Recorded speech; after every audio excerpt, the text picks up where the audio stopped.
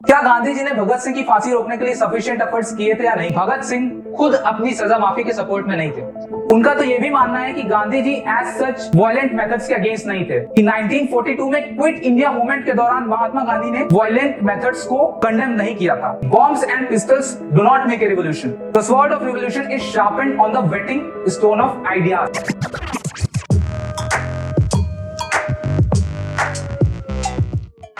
आज हम जिन दो पर्सनालिटीज की बात करने जा रहे हैं उनमें से तो एक वो दीवाना था जिसने जिस उम्र में लोग शादी, रेस्टोरेंट, गर्लफ्रेंड इन सब चीजों में फंसे रहते हैं, उसने उस उम्र में हंसते हंसते फांसी का फंदा चूम लिया था। और दूसरी तरफ है सेम टाइप पर्सनालिटी जिसने नमक जैसी छोटी सी चीज से वर्ल्ड्स बेस्ट मिलिट्री को घुटनों पर ला दिया था।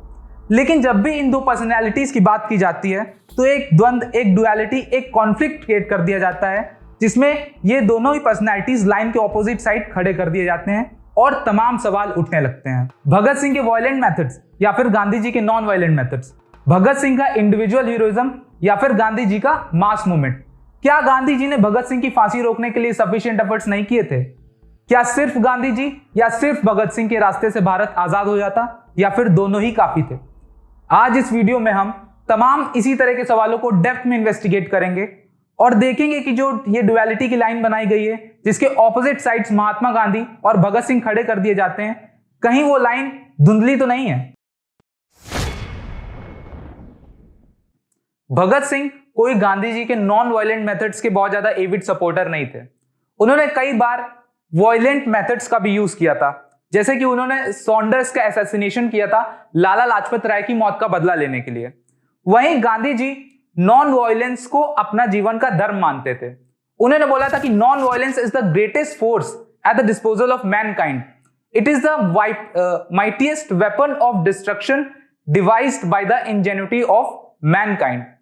लेकिन इससे यह नहीं बोला जा सकता है कि गांधी जी सिर्फ और सिर्फ जीवन भर नॉन वायलेंस यूज किए थे और भगत सिंह ने जीवन भर अपने वायलेंट मेथड्स का ही सहारा लिया था। दोनों के मेथड्स भले डिफरेंट हो सकते हैं, लेकिन हमें यहां पर यह देखना जरूरी है कि क्या उनका जो एम था वो सिर्फ और सिर्फ वायलेंस करना था या फिर गांधी जी का जो एम था सिर्फ और सिर्फ नॉन वायलेंस था। यहां तक तो बात सही रही। यहां तक तो वो लोग जो डुअलिटी क्रिएट करते हैं, जो खुश हो जाते हैं कि भगत सिंह वायलेंस ये और महात्मा गांधी नॉन वायलेंस, अब तक उनके लिए बात सही आई। लेकिन आगे की बात उनके लिए थोड़ी चौंकाने वाली हो सकती है।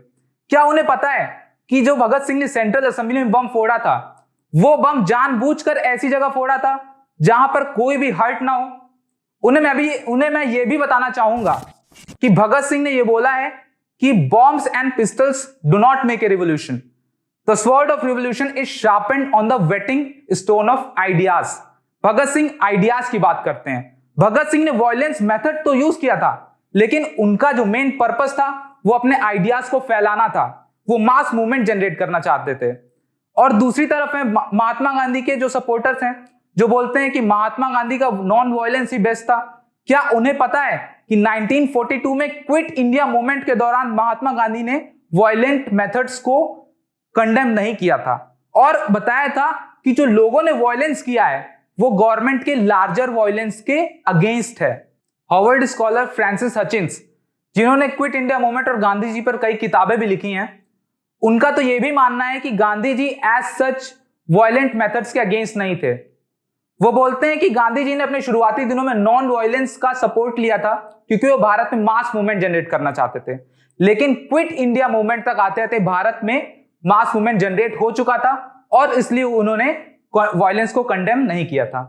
तो ये जो स्ट्रिक्ट लाइन है जो बनाई गई है जहां पर महात्मा गांधी को नॉन वायलेंस के साथ रखा जाता है और भगत सिंह को वायलेंट मेथड्स के साथ रखा जाता है, ये लाइन भी कहीं ना कहीं ब्लड दिखाई देती है। भगत सिंह की पर्सनैलिटी में कहीं तो वायलेंस तो कहीं नॉन वायलेंस के शेड्स दिखाई देते हैं। तो महात्मा गांधी भी कहीं कहीं अपनी नॉन वायलेंस की आइडियोलॉजी में कमजोर दिखाई पड़ते हैं। Individual heroism of Bhagat Singh versus mass movement of Gandhi. आमतौर पर परसेप्शन है जहां पर भगत सिंह को इंडिविजुअल हीरोइज्म का आइकन माना जाता है और महात्मा गांधी को मास मूवमेंट का एम्बेसडर कहा जाता है। यह बात सच है कि भगत सिंह ने अपने लाइफ में कई बार इंडिविजुअल हीरोइज्म का सहारा लिया, जैसे कि assassination of Saunders, central assembly में बम फोड़ना। वहीं दूसरी ओर गांधी जी मास मूवमेंट के मैजिशियन थे। वो मास साइकोलॉजी को अंडरस्टैंड करते थे। नमक जैसी छोटी छोटी चीजों से किस तरह मूवमेंट जनरेट करना है वो उन्हें अच्छे तरीके से पता था। मास मूवमेंट को किस तरीके से लेके जाना है, कब पब्लिक मोटिवेशन हाई है तो मास मूवमेंट को मोमेंटम देना है, कब पब्लिक मोटिवेशन कम हो रहा है तो मास मूवमेंट को कॉल ऑफ करना है, और मास मूवमेंट को कॉल ऑफ करने के बाद किस तरह लोगों को इंगेज करके रखना है कि वो अगले मास मूवमेंट के लिए तैयार हो सके। जैसे कि वो कंस्ट्रक्टिव प्रोग्राम चलाते थे, विलेज इकोनॉमी में काम कराते थे। लेकिन कहानी यहीं पर खत्म नहीं होती है। जो लोग भगत सिंह के इंडिविजुअल हीरोइक एक्ट्स को टॉप प्रायोरिटी देते हैं और उन्हें लगता है कि भगत सिंह के इन एक्ट से भारत बहुत कुछ हासिल कर सकता है, क्या उन्हें पता है कि भगत सिंह ने अपने खुद के इंडिविजुअल एक्ट्स के बारे में क्या बोला था? आइए देखते हैं। Apparently, I have acted like a terrorist, but I am not a terrorist. Let me announce with all my strength at my command that I am not a terrorist and I never was, except perhaps in the beginning of my revolutionary career. And I am convinced that we cannot gain anything through those methods. Bhagat Singh खुद ये कहते हैं कि मैं अपने revolutionary career के शुरुआत में भले इन मेथड्स में इंडल्ज रहा था, लेकिन मेरा इन मेथड्स पे कोई बहुत ज्यादा सपोर्ट नहीं है, इन मेथड्स पे कोई बहुत ज्यादा बिलीव नहीं है, और भारत इन मेथड से बहुत कुछ अचीव नहीं कर सकता है। वहीं दूसरी तरफ जिन्हें लगता है कि महात्मा गांधी ने सिर्फ और सिर्फ पूरे लाइफ टाइम मास मूवमेंट का सपोर्ट किया था, क्या उन्हें पता है कि 1940 में ब्रिटिश गवर्नमेंट के सीवियर रिप्रेशन के कारण जब मास मूवमेंट पॉसिबल नहीं थी तो गांधी जी ने इंडिविजुअल सत्याग्रह स्टार्ट किया था। और अगर आपको लगता है कि गांधी जी का ये एक मात्र इंडिविजुअल एक्ट था, तो 1922 में गांधी जी ने एक ऐसा इंडिविजुअल एक्ट किया था जिससे कि पूरा देश सन्न रह गया था। 1922 में चौरी चौरा कांड के बाद गांधी जी ने एक अच्छे खासे मूवमेंट को इंडिविजुअल डिसीजन के बाद एब्रप्टली कॉल ऑफ कर दिया गया, और इनके इस डिसीजन से कांग्रेस के बड़े बड़े लीडर्स जैसे कि जवाहरलाल नेहरू, सीआर दास, सुभाष चंद्र बोस, मोतीलाल नेहरू, ये सब भी असहमत थे। और आज के जमाने में पॉलिटिकल प्रोटेस्ट के लिए यूज होने वाला टूल आमरण अनशन, जो कि इंडिविजुअल हीरोइज्म का एक बेहतरीन एग्जांपल है, ये भी गांधी जी की ही देन है। तो ये जो कॉन्फ्लिक्ट क्रिएट किया जाता है जहां पर भगत सिंह का इंडिविजुअल हीरोइज्म और महात्मा गांधी का मास मूवमेंट, ये पूरी तरीके से सही नहीं है। दोनों की लाइफ में कहीं ना कहीं इंडिविजुअल हीरोइज्म और मास मूवमेंट दोनों के इवेंट्स पाए जाते हैं। क्या भगत सिंह और Mahatma Gandhi ideologically north south थे? अब बात करते हैं आइडियोलॉजी की। क्या भगत सिंह की आइडियोलॉजी और महात्मा गांधी की आइडियोलॉजी एकदम ऑपोजिट थी, नॉर्थ एंड साउथ, या फिर ये दोनों पोल्स कहीं ना कहीं मिलते नजर आते हैं? भगत सिंह और महात्मा गांधी की आइडियोलॉजी में कुछ फंडामेंटल डिफरेंस देखने को मिलते हैं। भगत सिंह मार्क्स के फॉलोअर थे और वो वायलेंट रिवोल्यूशन की बात करते थे, वहीं महात्मा गांधी अहिंसा के पुजारी थे। भगत सिंह नास्तिक थे, एथीस्ट थे, वहीं महात्मा गांधी आस्तिक थे और उनका पूरा जीवन स्पिरिचुअलिटी की तरफ डिवोटेड था। लेकिन सिक्के का दूसरा पहलू भी है। महात्मा गांधी और भगत सिंह की आइडियोलॉजी कहीं ना कहीं मिलती भी दिखाई देती हैं, जैसे कि सेक्युलरिज्म। दोनों ही पर्सनैलिटीज पूरी तरीके से सेक्युलर थे, जैसे कि महात्मा गांधी का मानना था कि god has no religion, truth is one, paths are many. तो वहीं भगत सिंह के सेक्युलरिज्म का अंदाजा इस बात से लगाया जा सकता है कि जिन लाल लाजपत राय की मौत का बदला लेने के लिए उन्होंने सॉन्डर्स का मर्डर किया था, उन्हीं लाल लाजपत राय की लास्ट डे की कम्युनल पॉलिटिक्स को कंडेम करने के लिए उन्होंने एक पैम्फलेट छपवाया था, द लॉस्ट लीडर। दोनों की आइडियोलॉजी में सबसे बड़ा कन्वर्जेंस दिखता है उनके इंडिपेंडेंट इंडिया के विजन को लेकर। दोनों के लिए आजादी का मतलब सिर्फ ये नहीं था कि अंग्रेज भारत छोड़कर चले जाएं, बल्कि दोनों ही नेशन बिल्डिंग करना चाहते थे। दोनों भारत के अंदर सुधार की बात करते थे। जहां महात्मा गांधी ने भारत की कास्ट सिस्टम के एक्सप्लॉयटेटिव एलिमेंट को खत्म करने के लिए काम किया था, वहीं भगत सिंह मार्क्स के फॉलोअर थे और वो एक ऐसे भारत का निर्माण करना चाहते थे जहां पर कोई भी दूसरे व्यक्ति का एक्सप्लॉयटेशन ना कर सके। दोनों में कुछ और भी सिमिलैरिटीज देखने को मिलती हैं, जैसे कि mass movement. Bhagat Singh marks के मास मूवमेंट की बात करते थे जहां पर वो वायलेंट रिवॉल्यूशन की बात करते थे, वहीं गांधी जी नॉन वायलेंट मास रिवॉल्यूशन की बात करते थे। दोनों ही एविड बुक रीडर थे। भगत सिंह के बारे में तो यह भी कहा जाता है कि उन्होंने जेल जाने के बाद उसे एक चलती फिरती यूनिवर्सिटी बना दिया था। वहीं गांधी जी ने भी लियो टॉल्स्टॉय से लेकर गीता तक सारी किताबें पढ़ी थी। अब बात करते हैं उस प्रश्न की जो आजाद भारत में गांधी जी और भगत सिंह की जब भी चर्चा होती है उभर कर सामने आई जाता है। क्या गांधी जी ने भगत सिंह की फांसी रोकने के लिए सफिशिएंट एफर्ट्स किए थे या नहीं किए थे? कुछ लोगों का तो यह भी मानना है कि गांधी जी ने कोई प्रयास ही नहीं किया था, वहीं कुछ लोगों का मानना है कि फांसी रोकी नहीं जा सकती थी। तो इस प्रश्न को डेप्थ में इन्वेस्टिगेट करने के लिए दो पहलू देखना जरूरी है।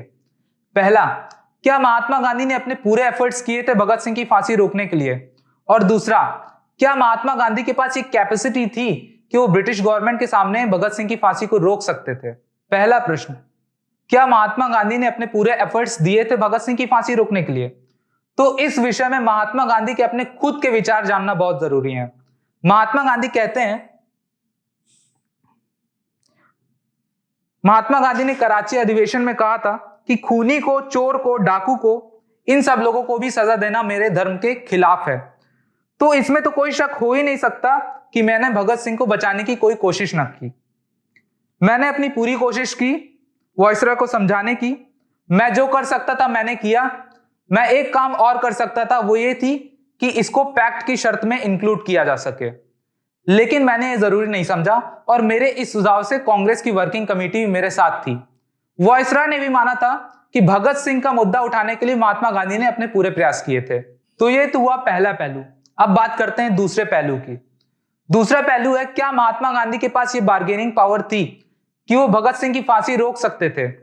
एक तरफ थी माइटीएस्ट ब्रिटिश अंपायर और दूसरी तरफ थे उस ब्रिटिश अंपायर की एक कॉलोनी के एक लीडर जो कि पहली बार 1-to-1 ब्रिटिश अंपायर के साथ बातचीत कर रहे थे।